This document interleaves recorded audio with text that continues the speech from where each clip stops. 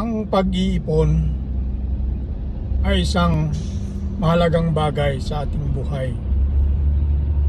Kailangan po nating mag-ipon para sa ating kinabukasan, para sa ating pamilya, para sa ating mga anak. Huwag po tayong basta-basta gagastos, maglabas ng pera kung hindi ito kinakailangan. Kailangan pag-isipan mabuti. Tingnan natin kung kailangan ba ito o hindi kinakailangan, para hindi po ito masayang.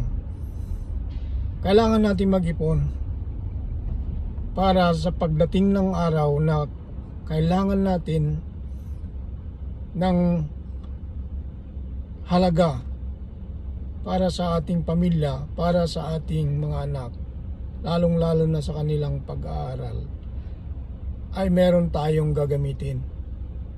Hindi po tayo mag-isip-isip pa kung saan tayo kukuha,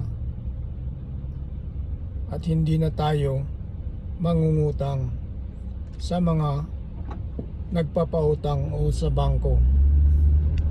Kaya ugaliin po natin magtabi ng pera, mag-ipon para sa ating kinabukasan, lalong-lalo na sa ating mga anak.